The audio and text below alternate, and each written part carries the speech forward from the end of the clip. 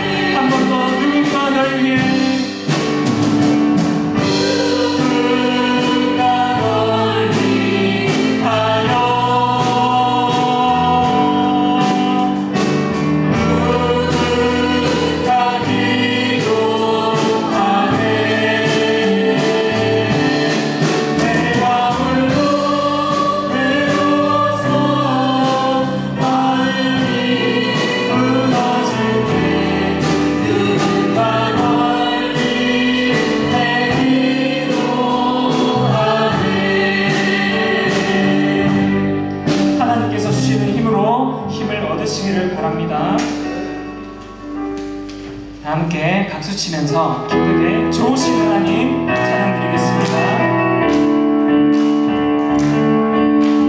좋으신 하나님 인자와 참이 영원히,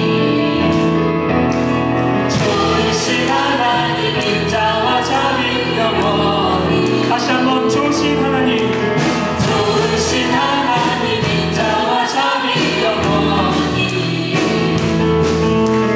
좋으신 하나님 인자와 참이 영원히.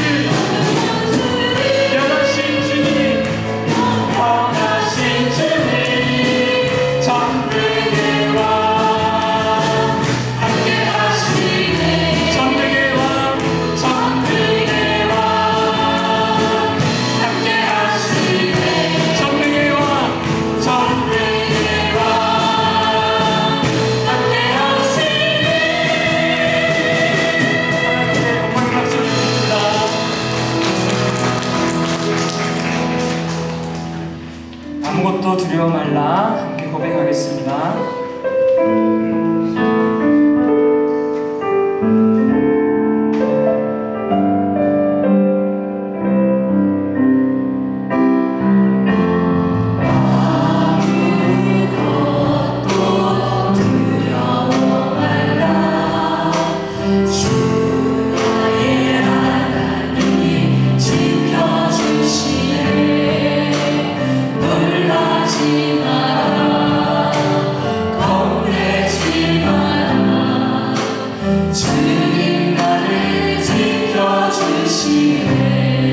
아무것도 두려워 말라.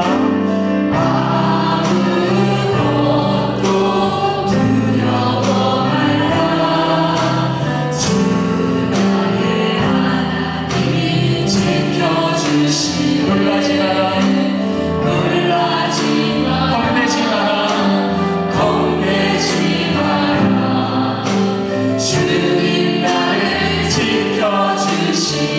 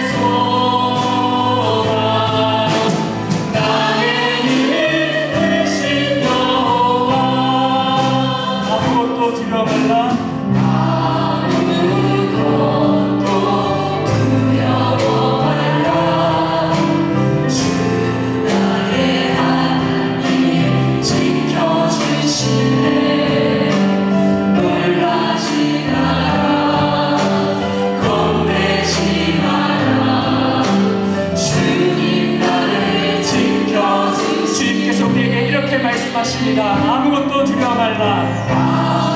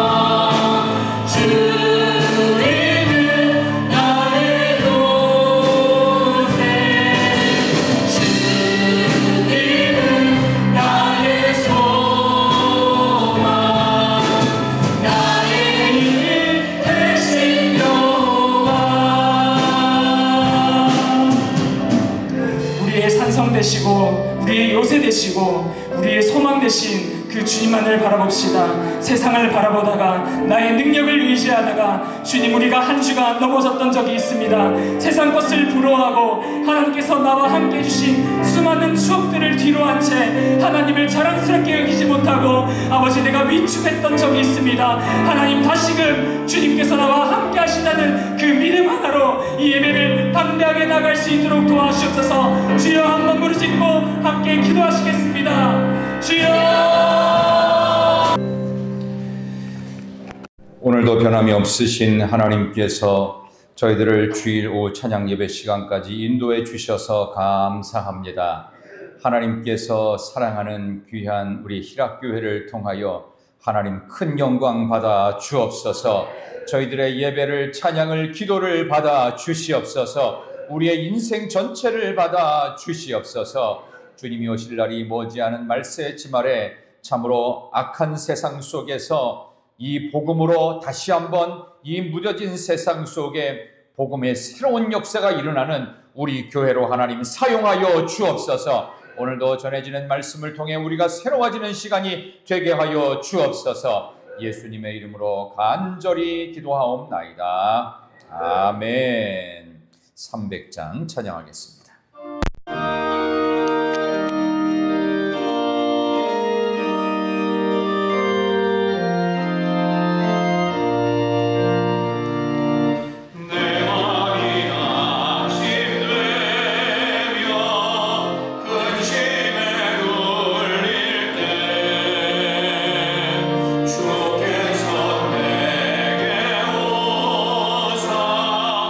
위로해 주시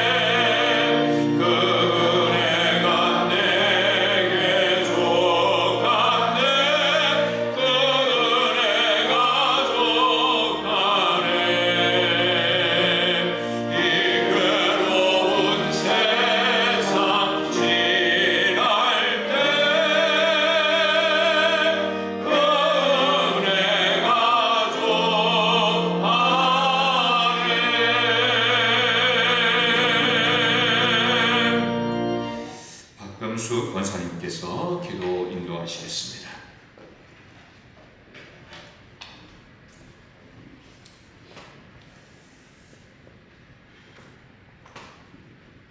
하나님 아버지 감사합니다.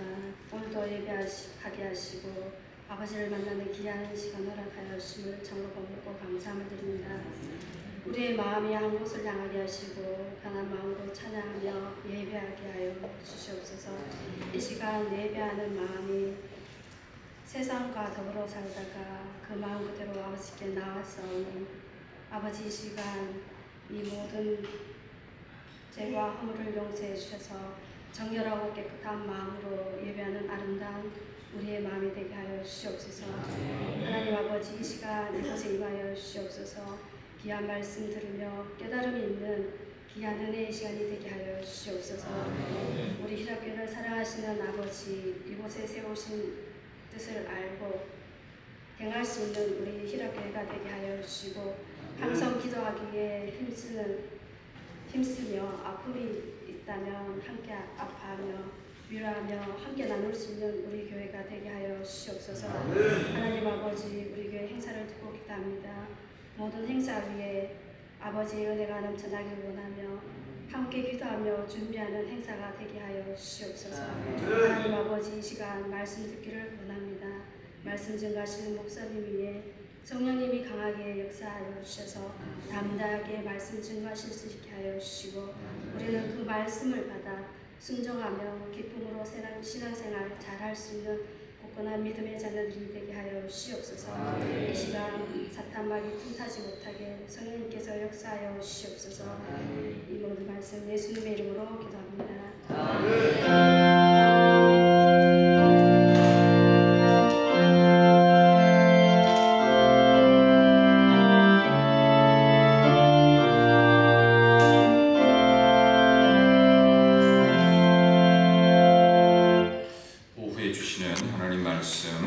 마태복음 5장 4절입니다.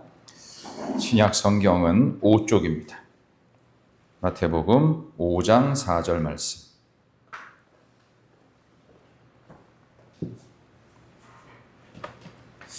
마태복음 5장 4절입니다. 자, 주신 말씀을 한번 다 같이 한 목소리로 성경도 보시고 또 앞에 스크린도 참고하시면서 우리 다 같이 한 목소리로 애통하는 자는 시작.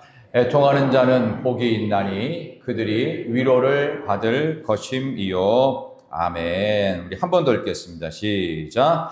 애통하는 자는 복이 있나니 그리 위로를 받을 것임이요. 아멘. 오늘 주보에 있는 대로 혹시 성도님들 가운데 특송하실 분이 없으십니까? 네, 우리 다음 주에 한번 기대를 해보겠습니다. 헌신 예배니까. 하나님께서 주시는 복된 시간, 우리 광고를 하나만 다시 한번 드리겠습니다.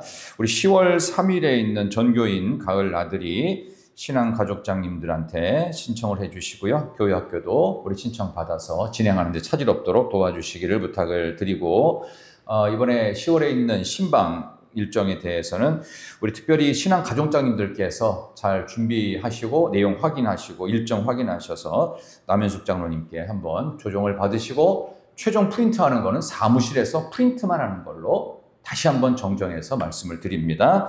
예, 오늘 주신 말씀을 가지고요. 다시 듣는 팔복 시리즈 두 번째 시간, 좋겠다 애통할 수 있어서, 이게 정확한 한글적인 번역이 되겠습니다.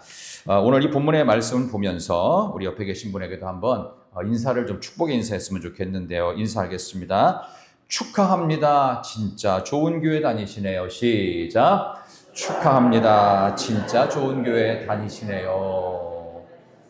자, 우리 교회에 대한 자긍심을 높이기 위해서, 이거는 우리가 대한민국 사람으로서의 자긍심을 높이기 위해서 대한민국이 얼마만큼 위대한 나라인지 이런 얘기들을 매스컴이라든가 또 정부나 공무원들이 또 이렇게 큰 규모로 행사를 할 때마다 이렇게 국가에 대한 자긍심을 높이는 일들을 자주 하는데, 교회에 대한 자긍심이 높아야 우리가 신앙생활을 잘할 수 있습니다.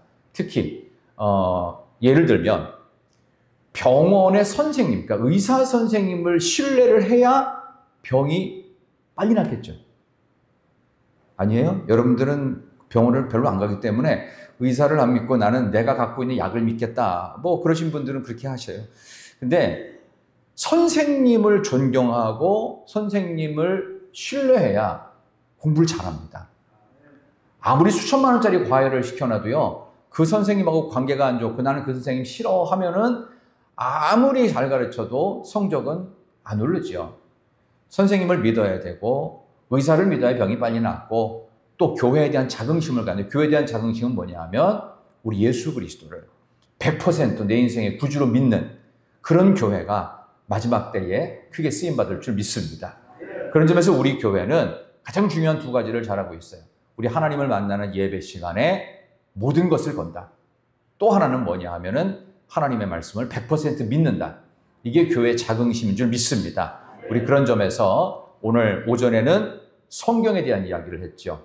오늘은 오후 시간에는 팔복에 대한 이야기를 두 번째로 하면서 애통에 대한 이야기를 하고, 다음 주 주일 오후에는 우리 헌신 예배이기 때문에 그쪽 관계에 대한 헌신의 주제로 다루고, 또 10월 첫 주에는 온유한 자에 대한 이야기를 이렇게 쭉 연결시켜서 말씀을 드리겠습니다. 자, 팔복에 나오는 성품을 보면 지난주에는 어떻게 나왔냐 하면 5장 3절에 심령이 가난한 자는 복이 있나니 천국이 그들의 것이며 라고 되어 있고, 오늘은 애통하는 자는 복이 있나니 그들이 위로를 받을 것이며. 그래서 이걸 혹시라도 오해를 하면 심령이 가난한 자가 따로 있고 애통하는 자가 좀 그런 쪽으로 좀 발달된 사람이 있고 온유한 쪽으로 좀 뭔가 달란트가 있는 사람이 있고, 6절에 보면 의에 줄이고 목마른 이런 쪽으로 조금 더 하나님이 은혜를 주신 사람이 따로 있는 게 아닌가라고 오해를 하실 수 있어요. 그러나 이것은 전체적으로 다 연결된 문장입니다. 그러니까 지난주에 했던 내용하고 이게 연결이 돼 있어요. 그러니까 어떻게 되는 거예요? 심령이 가난한 자에게 나타나는 당연한 정서적 반응, 그게 애통입니다. 그러니까 심령이 가난하지 않을 때는 애통함도 온유함도 의에 줄이고 목마름도 아예 없어요. 그러니까 심령이 가난한 것이 기초입니다. 그래서 이 안에 하나님이 아니고 하나님 아니면 채울 수 없는 영역을 늘 갖고, 하나님 나의 이런 빈 공간에 하나님으로 채워주세요. 그런 사람에게 애통이 있다는 거예요. 그래서 애통의 의미를 얘기할 때 5가지 거짓 애통이 있어요.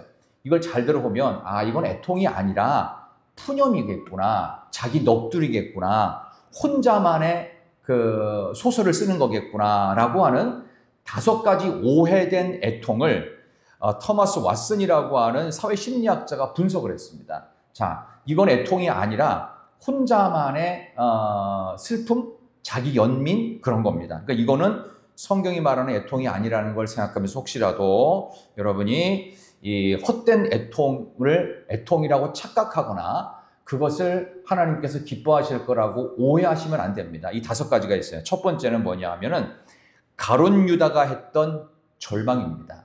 가룟 유다는 뭐 여러분이 아시는 것처럼 예수님의 제자이고 가장 똑똑하고 가장 능력 있고 유능한 제자였는데 결국은 예수님을 팔아넘겼죠. 스승을 팔아넘긴 뒤에 이게 큰 죄라는 것을 깨닫고 더 이상 나에게 소망이 없다, 절망이다, 아무것도 못하겠구나, 이 탄식 속에서 본인의 선택이 뭐였죠?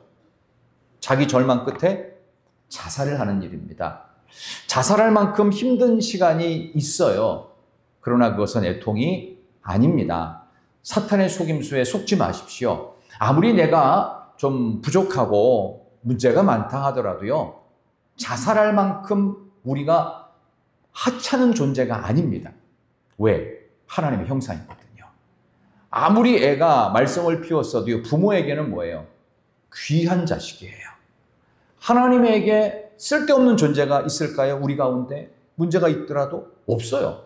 근데 그것을 그렇게 본인이 오해했죠. 잘못된 선택을 하는 헛된 절망감, 이걸 우리는 애통이라고 속으시면 안 됩니다. 두 번째는 사울왕이 보였던 위선의 눈물 같은 애통이 있습니다. 평생 다윗 쫓아다니면서 그때마다 후회를 하면서 돌아섭니다. 내가 왕으로서 이게 뭔 짓이냐? 너는 나의 사위였었는데 도대체 내가 이 왕 국사는 뒤로 하고 너를 쫓아다니는 일에 이렇게 쓸데없는 시간을 보내다니, 나는 너를 죽이려 했지만 너는 나를 한 번도 죽이려 한 적이 없는데 하면서 후회하고 눈물을 흘립니다. 근데 그게 끝이에요. 눈물만 흘리면 된다고 생각하는 게 잘못된 위선의 눈물이었죠.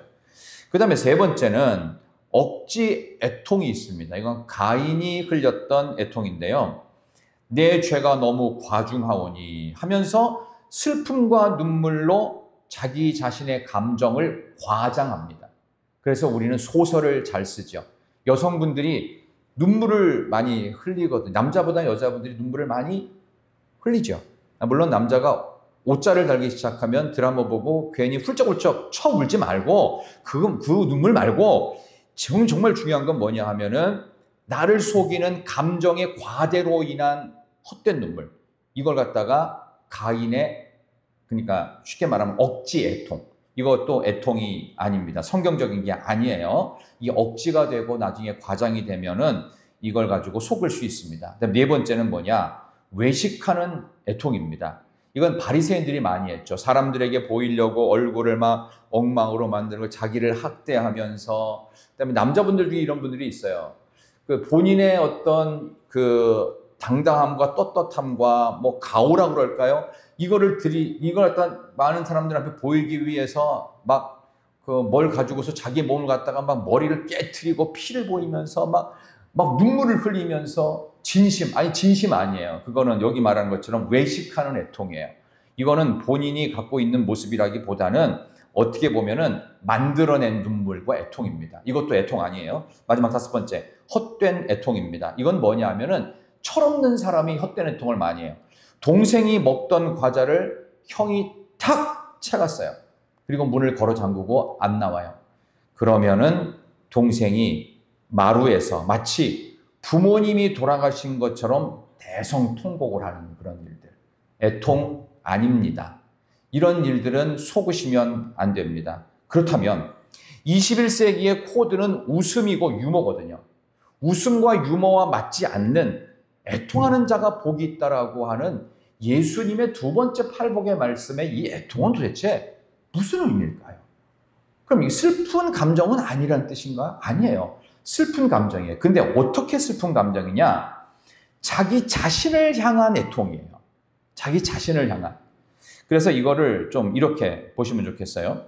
야곱이 그 나중에 피 묻은 요셉의 옷, 그건 거기다 염소 피를 발라가지고 형들이, 그러니까 요셉의 형들이 그 만들어 온 옷이잖아요. 이미 노예로 팔아먹고 나서. 그리고 아버지를 속였죠. 거짓말에 감쪽같이 속아서 야곱은 아들 요셉이 죽은 줄로만 알았어요. 그때 야곱이 자신의 옷을 찢으면서 드러냈던 감정이 바로 애통입니다. 더 이상은 그 어떤 것에서도 그 누구에게도 의존할 수 없는 최후 절망의 상태. 이게 자기 자신을 향한 애통이에요. 나는 아무것도 할 수 없구나. 내가 해줄 수 있는 게 아무것도 없구나. 그래서 교회를 안 다니던 부모도 자식이 너무 큰 수술을 앞두고 있는데 얘가 회복의 가능성이 많지 않다라는 의사의 청천벽력 같은 소리를 듣고 나면 이제 모든 종교의 신들을 의지하죠. 이때 애통의 마음이 생깁니다. 바로 그런 거. 그래서 헬라어에서는 애통을 표현할 때 무려 단어가 9개입니다. 애통이라는 단어를 9개 쓰는데 여기 나오는 예수님이 말씀하셨던 팔복에 애통하는 자라는 애통은요. 한번 따라해 보십시다. 외우진 않으셔도 상관없어요. 한번 따라하겠습니다. 펜테스. 이 펜테스라는 말이 자기 자신을 향한 애통입니다. 나는 아무것도 할 수 없는 I am nothing. 나는 아무런 가치가 없고 난 무가치하구나. 이걸 느끼는 감정을 우리는 펜테스, 애통하는 자라고 성경은 말하고 있습니다. 세상 어떤 것과도 견줄 수 없는 슬픔입니다. 저도 목회자로서 장례식을 참 많이 집례를 했던 기억이 나는데 그때마다 참 힘든 장례식이 있어요. 부모님 돌아가신 장례식 같은 경우에는 어느 정도 기대와 준비가 좀 있기 때문에 자녀들이 조금 부모님이 일찍 돌아가시는 경우가 있더라도 좀 저도 준비가 되고 또 가족들, 유가족들, 자식들도 준비가 좀 되거든요. 근데 가장 힘든 장례식이 어떤 장례식이었느냐 하면은 자식을 먼저 보냈을 때의 장례식입니다. 어떤 때는 누군가 아들이 죽었다고 해서 갔는데 그날 연락이 온 거예요. 그날이 그 아들이 천국 간 날인데 그날 바로 화장터를 가야 된다는 거예요. 갔는데 뭐라고 해줄 말이 없어요. 막 우는데 뭐라고 위로를 해줘야 되는데 뭐 해줄 수 있는 말이 없어요. 그게 펜테스예요. 애통이에요. 너무 힘들면 눈물도 안 나는 상태 혹시 경험해 보셨습니까? 뭐 분하고 원통한 그런 거 말고요. 너무 힘들면 눈물도 메마른 정도의 최악의 절망의 상태, 그게 애통입니다. 심령이 가난한 상태가 되면 이제는 하나님 나 어떻게 해요? 하나님 나 어떻게 하라고요? 어떻게 하라고요? 그렇게 망연자실한 모습으로 아무것도 하지 못하는 부모의 절망적인, 바닥에 앉아서 아무 말도 안 들리는 것 같아요. 뭐라고 위로를 해야 되는데 가서 그냥 손만 잡고 기도해 주면서도 같이 우는 거예요. 근데 서로 인사도 못 해요. 그냥 이 부모는 자식의 영정 사진을 보고 있고 그 인사하고 조문하고 나가는 사람들도 별로 할 수 있는 말이 없는 그런 상태. 그런 정도가 됐을 때부터 우리 애통이다. 그래서 나는 nothing이다. 나는 아무 가치가 없다라는 그런 마음들, 그런 정도가 됐을 때 우리는 애통이라고 말할 수가 있겠습니다. 부모는 거의 자식의 죽음 앞에서 반 미치광이가 되어버립니다. 그래서 슬픔이라고 하는 이 단어는요, 다른 사람이, 그러니까 내가 당하는 슬픔은 다른 사람이 유통기한을 정할 수가 없습니다. 그 사람이 충분히 슬퍼하고 충분히 슬픔이 맞춰질 때까지 그냥 같이만 있어주는 것으로도 그냥 할 수 있는 역할은 다 한다. 이렇게 할 정도의. 그만큼 애통이라는 단어는 깊은 시면의 아픔을 갖고 있습니다. 다윗은 가장 성경적으로 산 인물이면서 가장 애통함의 절정을 보여줬던 사람입니다. 나단 선지자가 찾아왔죠. 나단 선지자는 다윗의 사촌입니다. 찾아와가지고 이미 범죄했던 다윗 왕의 잘못을 드러내면서 이야기를 꺼냈죠. 왕이요, 어느 마을에 말이죠, 부자가 살았는데 양들이 많았습니다. 근데 바로 그 앞집에는 아주 가난한 사람이 살았는데 마치 자기의 딸처럼 키운 양 한 마리를 데리고 사는 아주 가난한 집의 사람이 대문을 서로 마주하고 있었습니다. 어느 날 이 부잣집에 손님이 찾아왔습니다. 양을 잡아서 대접을 해야 되는데 이 부자가 갑자기 머리를 굴리더니 저 가난한 집에 있는 그 양을 몰래 훔쳐와서 손님을 대접했습니다. 그리고는 모른 척했습니다. 딸 같은 양을 잃었던 이 가난한 집의 사람은 항의를 했지만 그것을 무시했습니다. 왕이요, 이런 경우에는 어떻게 해야 될까요? 라고 묻죠. 그때 다윗은 진심으로 대답을 합니다. 어떻게 대답을 하지요? 아니, 이스라엘에 아직도 이런 못된 인간이 있습니까? 그런 사람은 죽어 마땅하지요. 그때 나단이 정말 청천벽력 같은 소리를 딱 한마디 하죠. 뭐라고 다윗에게 했죠? 그 사람이 바로 당신입니다. 그 이야기를 듣는 순간 다윗은 정말 다윗이었어요. 인정을 합니다. 그때부터 그의 삶은 평생 애통이었어요. 성경이 말하는 그 애통이었어요. 나는 죽어 마땅한 사람이다. 난 죽어 마땅한 사람인데 하나님이 봐주시고 계신다. 나는 죽어서 마땅한 사람인데 아직도 오늘도 하나님이 호흡을, 생명의 호흡을 오늘도 주셨다. 나는 죽어 마땅한 사람이지만 하나님은 내일도 나에게 선물로 주실 것이다. 그러니까 애통할 수밖에 없어요. 하나님, 내가 뭔데, 나 같은 게 뭔데, 어떻게 나 같은 사람을 살리시기 위해서 예수 그리스도를 십자가에 못 박으시고 오늘도 하루를 선물로 주셨습니까? 이 마음이 생기는 것이 애통이에요. 애통하는 자가 어떻게 해야 돼요? 위로를 받는다고 하십니다. 이 위로는 누구한테서 받는 위로일까요? 성령 하나님의 위로하십니다. 아들아, 딸아, 걱정하지 마라. 오늘 우리 마지막 찬양에 불렀죠. 아무것도 뭐 하지 말라? 두려워 말라. 염려하지 말라. 왜 그럴까요? 애통하는 자에게 주시는 성령님의 위로, 마태복음 5장 4절의 말씀이 그대로 담겨져 있는 귀한 선곡이었던 것 같습니다. 저와 여러분이 하루하루를 살아가면서 다윗의 애통을 기억해 보시면 좋겠습니다. 가장 사랑했던 아들 요셉이 죽었다고 믿었을 때의 야곱의 애통이 우리에게 있어야 됩니다. 죽어마땅한 존재가 어떻게 이렇게 하나님께서 귀히 쓰이는 교회의 리더급으로 또 교회 중직자로서 이렇게 헌신할 수 있게 되었는지, 이거 자체를 매일 생각할 수 있는 거, 그게 애통한 사람의 복이에요. 그래서 설교의 제목, 좋겠다. 애통할 수 있었어. 왜? 그 마음이 있으니까 성령의 위로가 매일 있는 거예요. 매일. 그래서 좋은 거예요. 그래서 행복한 것이다. 다시 듣는 팔복강의 두 번째 내용을 통해서 우리는 과연 우리가 애통한 사람인지를 다시 한번 확인해야 됩니다. 다시 한번 5장 4절 함께 읽겠습니다. 5장 4절 애통하는 자는 시작. 위로를 받을 것이미요. 아멘. 몇 사람의 실예를 들고 오늘 말씀을 마치도록 하겠습니다. 애통을 통해서 회복과 생명이 살아나는 역사를 우리는 경험할 수 있습니다. 첫 번째, 히스기야입니다. 내가 진실과 전심으로 주 앞에서 행하며 주께서 보시기에 선하게 행한 것을 하나님께서 기억해 주옵소서라고 기도를 하지요. 곧 죽게 된 그의 절망적 운명 앞에. 그리고 나서 히스기야가 심히 통곡했다고 나옵니다. 그때의 히스기야의 심정이 애통이에요. 왜? 이 기도를 드렸지만 내가 곧 죽겠구나 하면서 본인이 갖고 있었던 가장 가난하고 심령이 가난한 자의 마음속에서 아무것도 할 수 없는, 죽음 앞에서 아무것도 할 수 없는 본인의 절망적 상태를 경험하는 그 애통이었습니다. 그때 하나님께서는 응답하시죠. 내 기도와 내 눈물을 보았노라. 그리고 생명을 15년을 연장시키시며 왕권을 회복하십니다. 이때 그의 진심에 있었던 마음이 바로 애통이었습니다. 하나님께서 생명을 연장시키시고 우리의 삶의 왕같은 제사장, 우리의 삶의 자리를 회복시키시는 이 모습, 이게 바로 애통의 또 하나의 모습이 되겠습니다. 두 번째는 에스라입니다. 폐허가 된 고향 땅 예루살렘 성전의 터를 바라보면서 에스라는 밤새워 통곡을 합니다.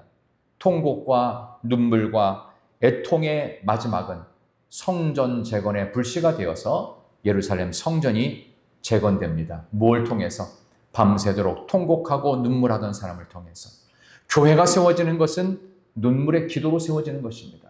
가정이 하나님 보시기에 잘 세워지는 것은 부모의 애통의 눈물이 있을 때 가정이 세워집니다. 직장과 일터가 건강하게 든든할 수 있는 것, 이 나라 대한민국이 세워질 수 있는 것은 직장에서 일하는 이들의 애통한 마음, 그리고 이 나라와 민족을 걱정하고 애통하는 한국교회의 눈물 때문에 가능한 줄 믿습니다. 세 번째 사람으로는 마태복음에 나오는 베드로입니다. 예수님을 3번 부인할 거라는 말씀이 분명히 예언되었고 그대로 부인하고 저주했지요. 그리고 도망쳤습니다. 그 말씀이 기억나서 밖에 나가 심히 통곡했습니다. 이 통곡은 분명 애통이었고 사도 베드로가 드디어 사도로 거듭나는 애통의 순간을 맞이한 것입니다. 네 번째 사람은 한나입니다. 답이 없는 세상이었어요. 절망 속에 오직 하나님만 바라봤습니다. 전존재를 건 눈물의 통곡으로 하나님께 기도를 하는데 엘리가 그거를 보고는 너 낮술을 먹지 마라. 술 먹지 마라 할 정도로 마치 술에 취한 여자처럼 무슨 기도를 했는지 정말 옆에 있는 사람은 알아들을 수 없을 만큼 하나님 앞에 전 존재를 걸고 하나님 아들을 못 주신다면 차라리 제 생명을 거두어 달라라는 심정에 이르기까지 그녀는 기도합니다. 그래서 그녀에게 아들이 하나 생기죠. 사무엘이라는 아들이 주어짐으로써 역사의 새벽을 깨우게 되고 사사시대의 악의 악순환의 고리를 끊어냅니다. 그리고 사무엘의 시대가 열리고 사무엘 상하가 진행되고 있습니다. 하나님은 이렇게 눈물의 씨를 뿌리지 않고는 기쁨으로 단을 거둘 수 없도록 시편 126편의 시편의 기자의 고백을 통해서도 우리에게 다시 한번 확인시켜 주시고 있습니다. 애통하는 자에게 위로가 있습니다. 저는 한국을 위해서, 여러분의 가정을 위해서, 여러분의 일터를 위해서 애통의 눈물이 있기를 다시 한번 소망합니다. 한국교회가 다시 한번 눈물을 흘릴 때 우리가 애통함으로 우리가 속한 가정과 직장과 일터를 새롭게 해달라고 하나님께 전심으로 매달릴 때 그때 살아날 수 있습니다. 눈물을 흘리며 씨를 뿌릴 때 회복되어지는 역사 말입니다. 바울이라는 사람이 있었지요. 에베소 교회를 위해서 내가 일깨어 3년 동안 밤낮 쉬지 않고 눈물로 각 사람을 훈계하던 것을 기억하라고 했습니다. 눈물의 목회의 원형을 지금 사도 베드로가 보여줬죠. 영혼 때문에 많이 아파서 울었습니다. 그래서 목회자들에게 귀감이 되는 핵심적인 내용들을 가르치고 있습니다. 생명을 만지는 일, 이 목회야말로 영원한 가슴앓이다. 그래서 눈물 없는 목회는 목회가 아니라고 성경을 통해 우리에게 가르쳐주고 있습니다. 우리의 영원한 슈퍼스타이신 예수님은 어떨까요? 그는 육체에 계실 때 자기를 죽음에서 능히 구원하실 이에게 심한 통곡과 눈물로 간구와 소원을 올렸고 그의 경외하심을 인하여 들으심을 얻었느니라. 아멘. 심한 통곡과 눈물로. 예수님은 사실 웃었다는 기록이 성경의 기록상으로는 안 나와요. 물론 웃기도 하셨겠지만 훨씬 더 통곡과 눈물이 많았어요. 나사로의 죽음을 보고도 우셨습니다. 예루살렘을 보시고도 우셨어요. 예루살렘아, 예루살렘아. 예수님의 이 통곡의 눈물은 뭐였을까요? 오늘 여기 나오는 애통하는 자엔 복이 있나니 저가 위로를 받을 것이라는 성령님의 위로가 필요한 인생들을 위해 성령의 위로가 필요한 예루살렘과 성령의 위로가 필요한 한국 땅과 여러분을 향하신 주님의 애통하심이었어요. 바로 그러한 모습으로 우리는 주님을 다시 한번 생각해야 돼요. 주님은 참 많이 우셨습니다.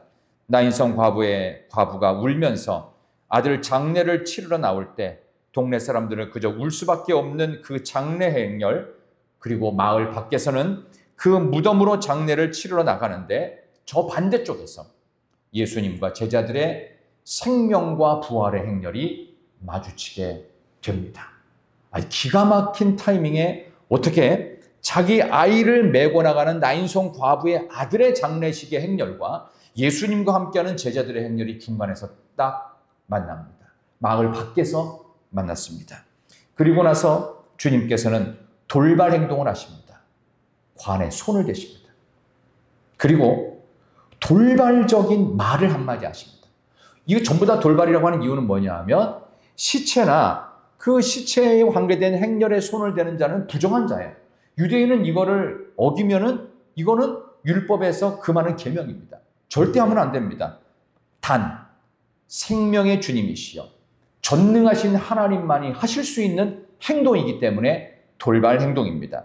율법을 뛰어넘는 행동에 이어서 죽음의 행렬을 향한 또 다른 돌발 명령을 하십니다. 뭐라고 했는지 아세요? 혹시 기억나십니까? 어떻게 알아? 말씀을 한마디 하세요. 한번 따라하겠습니다. 울지 마라. 울지 마라. 안 죽었다는 얘기예요. 많은 사람들이 기가 찼어요. 유대인이 관에 손을 대는 것도 말도 안 되는 일이지만 울지 말라니요. 왜 울지 말아야 돼요? 이유가 딱 하나예요. 예수님이 계시기 때문에 울 필요가 없는 거예요. 더 이상 울 필요가 없어요. 이 예수님의 위로가 있기 때문입니다. 예수님의 살려주심이 있기 때문입니다. 성경에서는 분명 예수님께서 3명을 부활시키셨는데 그 중에 하나가 나인성 과부의 아들이에요. 이미 죽었어요.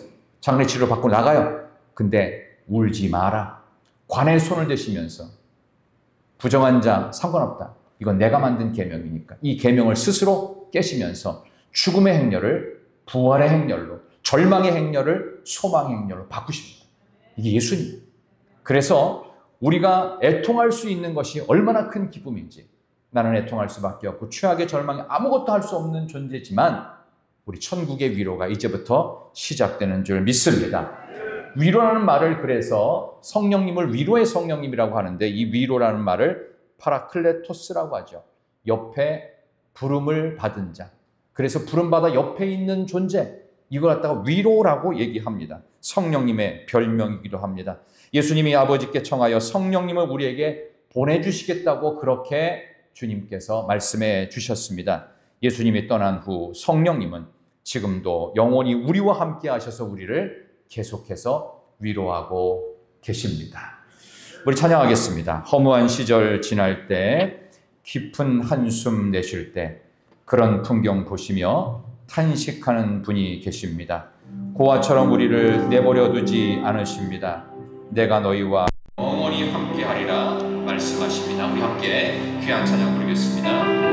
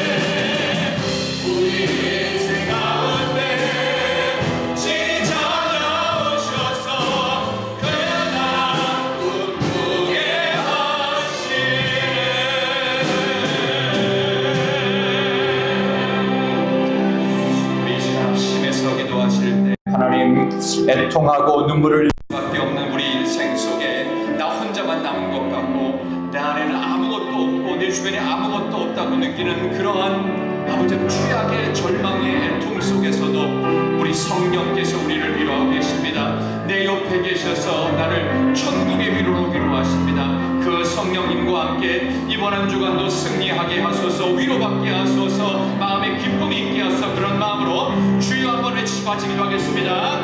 주여! 아버지 하나님, 오늘도 이렇게 귀한 시간에 하나님 앞에 나와서 하늘의 위로를 받게 될 수가 없습니다. 아무것도 할 수 없었던 존재가 되었을 때 나는 죽어마땅한 존재였습니다. 아버지를 나는 더 이상 살 수밖에 없습니다.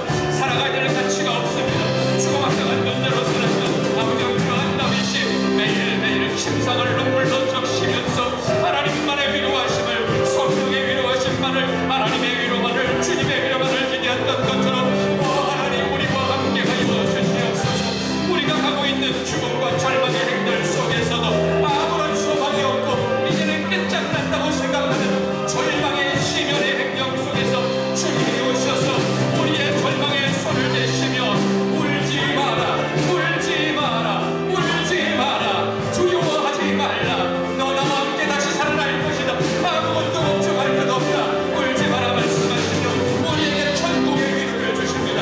저 주님과 함께 이번에도 승리할 수 있도록 우리 하나님 역사해 주옵소서. 우리는 절망과 애통함과 답답함 속에서 끊임없이 용서도 못하고 이해도 못하고 답답하게 살아가지만 우리 주님의 놀라우신 은혜와 은총으로 우리를 위로하심으로 우리의 절망과 죽음의 인생과 죽음의 행렬 속에 주님이 손을 대시며 울지 마라, 울지 마라, 내가 너와 함께한다, 울지 마라, 너 다시 살아난다, 너 죽지 않았다, 울지 마라. 우리 하나님의 우리를 살리시는 간증이 있는 주간적으로 주여 역사하여 주시옵소서. 아버지 하나님 감사합니다. 울지 마라. 죽음과 절망의 행렬 속에 손대신 주님께서 우리를 다시 살리실 줄로 믿습니다. 최악의 절망 속에서 나는 죽어마땅한 인생입니다. 하나님, 나는 더 이상 살아가야 될 가치와 의미가 없는 시간들입니다. 하나님 어찌해야 됩니까? 하나님 아버지, 나 어떻게 해야 돼요? 하나님 어떻게 해야 돼요? 그런 탄식과 한숨만이 나오는 순간에 주님이 오셔서 우리의 죽음의 행렬에 손을 대시며 울지 마라, 두려워하지 말라, 너 죽지 않았다, 내가 너를 다시 살리고 너를 회복시켜 주겠다. 그 귀한 말씀에 다시 한번 힘을 얻고 이번 한 주간도 어떤 절망과 낙심과 아픔과 눈물 속에서도 애통하는 자에게 주시는 천국의 위로가 있는 사랑하는 모든 성도님들이 되게 하여 주시기를 예수님의 이름으로 간절히 기도드리옵나이다. 아멘. 너는 시냇가에 심은 나무라. 우리 다 같이 일어나서 부르겠습니다.